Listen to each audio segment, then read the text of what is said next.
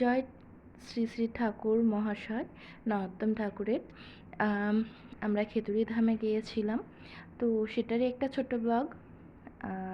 অনেক দিন পর গিয়েছি, ঠাকুর মহাশয়ের অনেক দিন পর হয়তো আশীর্বাদ হয়েছে, তাই গিয়েছিলাম।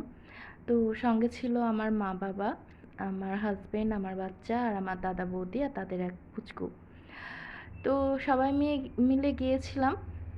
সেখানে যেয়ে ভগবান দর্শন করে একটু ভোগ নিবেদন করে ঠাকুরকে দিয়ে তারপরে সেখানে একটু ঘুরে ফিরে বেশ খানিকটা সময় কাটিয়ে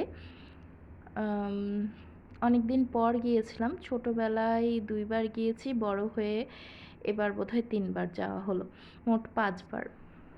তো বেশ ভালো লাগলো। আর যারা এখানটায় আসেন তারা জানেন পূর্বে কেমন ছিল, এখন অনেক সুন্দর হয়েছে, অনেক অর্গানাইজড সবগুলোই। তো বেশ ভালোই লাগে যেতে।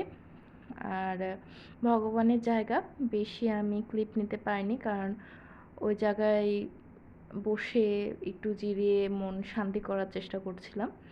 তো যাই হোক, এখানে কিছুক্ষণ থেকে টেকে আমরা চলে গিয়েছিলাম ওখানেই ইস্কন মন্দির।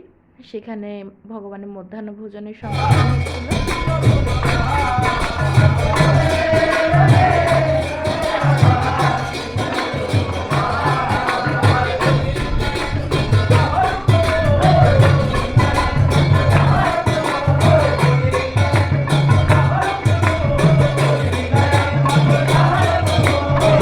তো সেখানে আমরা ভগবানের প্রসাদ নিয়েছিলাম। তারপরে সেখান থেকে ঘুরতে গিয়েছিলাম সাফিনা পার্কে।